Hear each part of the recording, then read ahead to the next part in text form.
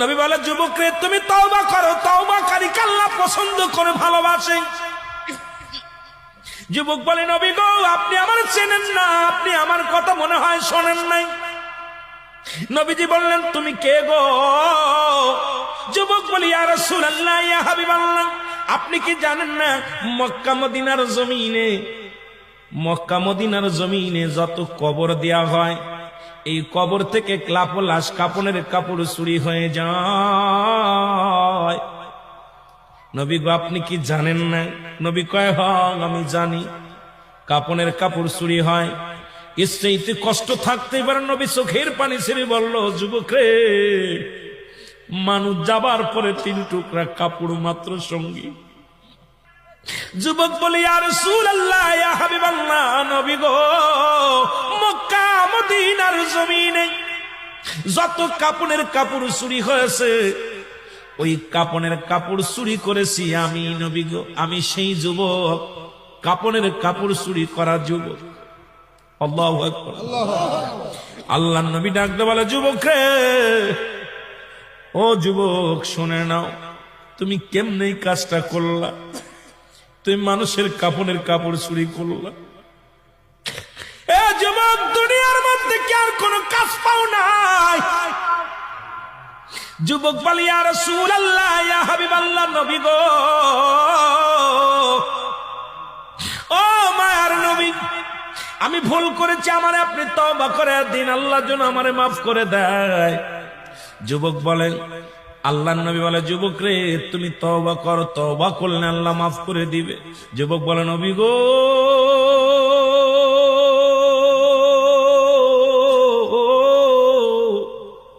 আমার বিশ্বাস এই জমিনের মধ্যে আমি তওবা করলে আমার গুনাহ মাফ হবে না, কারণ আমি এত বড় পাপী, আমি এত বড় অপরাধী। আল্লাহর নবী কয়, যুবক রে তুমি তওবা করো, তওবা করলে আল্লাহ তোমারে মাফ করে দিবে। যুবক বলে, নবী গো, মায়ের নবী, আমার মতো পাপীরা আমার আল্লাহ ক্ষমা করবে না। আল্লাহর নবী বলে, যুবক রে তুমি তওবা করো, তোমারে মাফ করে দিবে আমার আল্লাহ। যুবক বলে, নবী গো আমি শুধু কাপনের কাপড় চুরি করি নাই।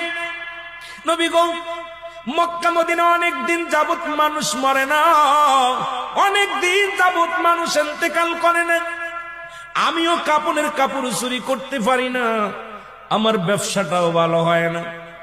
হঠাৎ শুনতে পারলাম পার্শ্ববর্তী এলাকার মধ্যে একটা মহিলা মারা গেছে, সুন্দরী এক যুবতী মারা গেছে। আমি দৌড়ায় গেলাম, নিজে তার জানাজায় শরীক হলাম, দাফনে শরীক হলাম। সারাদিন অপেক্ষা আছি কখন রাত নেমে আসবে, কাপনের কাপড় চুরি করব। সব মানুষ যখন রাত্রে খাওয়া দাওয়া করে নির্জুম হয়ে গেল, আমি আস্তে আস্তে করে গোরস্থানে ঢুকলাম। গোরস্থানে ঢুকিয়া আস্তে আস্তে করে কবরের মাটিগুলো সরাইলাম। কবরের মাটি খুঁড়িয়া, নবী গো আল্লাহর নবী ডাকতে বলে, যুবক তুমি কি শুনাইলা? যুবক বলে, মায়ার নবী গো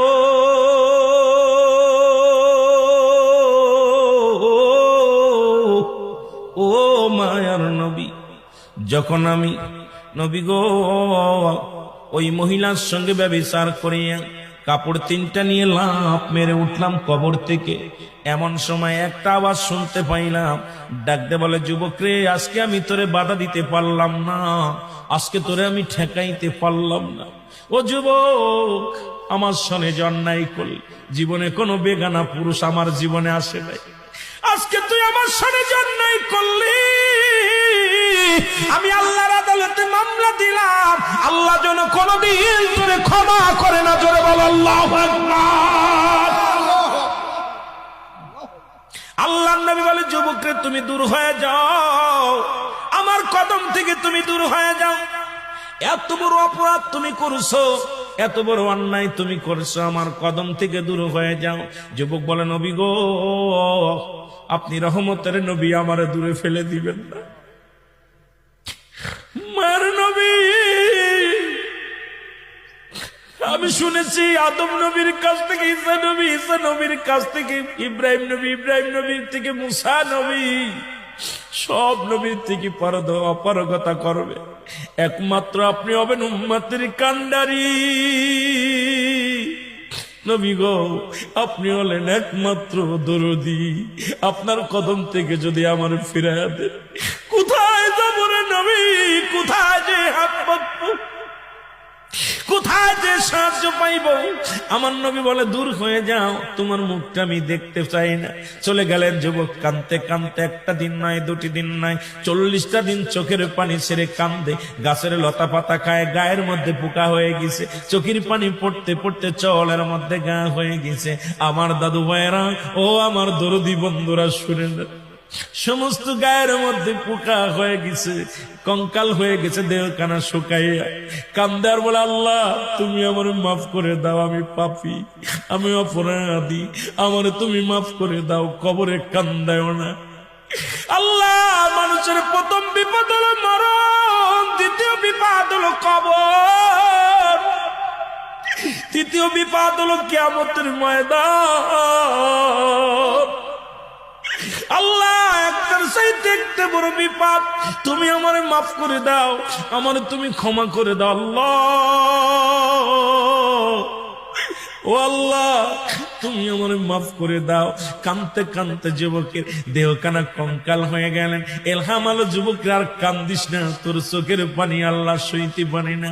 যিনি আসমান জমিনের মালিক, এই ভূখণ্ডের মালিক, যিনি চূর্ণ বিচ্ছিন্ন করে দিবে জমিনটা, আল্লাহ বলে কুল্লু মান আলাইহা ফান, সব কিছু শেষ করে দিবে আমার আল্লাহ। আল্লাহ বলে, বান্দারে এই জমিনটা চূর্ণ বিচ্ছিন্ন করে দিব আমি, এই জমিনের মাটিগুলো পুড়ায়া তামা বানায়া দিব আমি, এই জমিনের যত পানি আছে পানিগুলো পুড়ায়া ছাই বানায়া দিব আমি। আমি আল্লাহ যেদিন কিচ্ছু বলতে কিচ্ছু থাকবে না, সেদিন থাকবো শুধু আমি।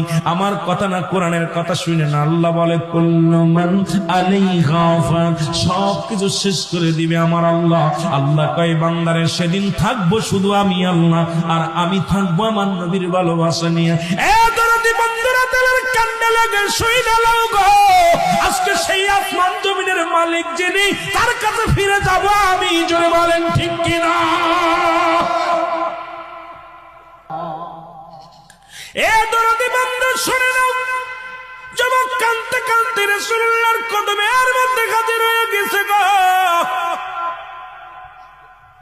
নবীজি বলে, যুবক রে, তুমি আবার কেন আমার কাছে আসলে? যুবক বলে, নবী গো, আমি আপনার কদমের মধ্যে আসছি, আপনি আমারে আবার তওবা করে দেন, আমার কোথাও যাওয়ার জায়গা নাই। নবী বলেন, যুবক রে, তুমি আবার কেন আসছো? আমার জিবরিল আমিন ডাক দে কয়, নবী গো, যুবকের আর কান্দায়েন না। যুবকের চোখের পানি পড়ে গা হয়ে গেছে, চৌলের মধ্যে ঘা, গায়ের মধ্যে ঘা, দেহখানা শুকায়া শুকায়া হাড্ডি হয়ে গেছে। নবী গো, এই যুবকরে আপনি ক্ষমা করে দেন। আমার নবী বলে, যুবকরে তুই তওবা কর। নবীজির কদমে তওবা করলেন। আমার ভাইরা তওবা করে মাফ চাইলেন। আজকে আমরা এত অন্যায় করেছি, একবার বসে চিন্তা করে, আজকে আমাদের পাপের কথা যদি আমাদের ছেলেরা জানতো, ছেলেরা জীবনেও বাবা বলে ডাকতো না। আপনার পাপের কথা যদি আপনার বিবি জানে, জীবনে আপনার বউ আপনার ঘর করবে না। বিবি বলবে, স্বামীরে তুমি আমার তালাক দিয়ে দাও, আমি তোমার সাথে আর থাকবো না, এক ছাদের নিচেই থাকবো না। আপনার পাপের কথা যদি আপনার বাবা জানে, ত্যায্য করে দিবে।